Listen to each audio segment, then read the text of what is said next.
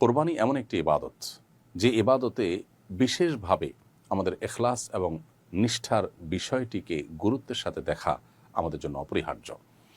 যে সমস্ত ইবাদতের মাধ্যমে আমরা পার্থিব কিছু ফিডব্যাকও পাই, সেগুলোতে নিয়তকে বিশুদ্ধ রাখাটা নানা কারণে চ্যালেঞ্জিং হয়ে পড়ে।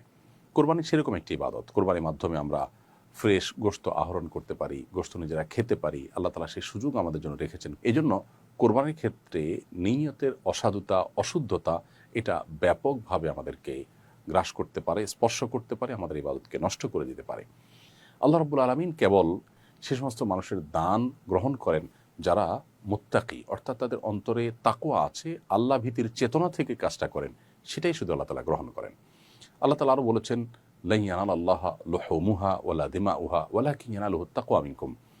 তোমাদের কোরবানির পশুর রক্ত, গোশত এর কিছুই আল্লাহর কাছে যায় না, তবে তোমাদের অন্তরে অবস্থিত তাকওয়া, চেতনা, এটি আল্লাহ তাআলার কাছে যান। আজকাল লোক দেখানো কোরবানি, লৌকিকতার কোরবানি, প্রদর্শন ইচ্ছা থেকে কোরবানি, সামাজিক মর্যাদার প্রতিযোগিতার কোরবানি, সামাজিক মর্যাদা রক্ষার কোরবানি, মুখ রক্ষার কোরবানি, এই সমস্ত কোরবানি থেকে আল্লাহ আমাদের সবাইকে হেফাজত করুন এবং কোরবানি হোক শুধুই আল্লাহ সন্তুষ্টির আশায়। আল্লাহ আমাদের সবাইকে সেই তৌফিক দান করুন।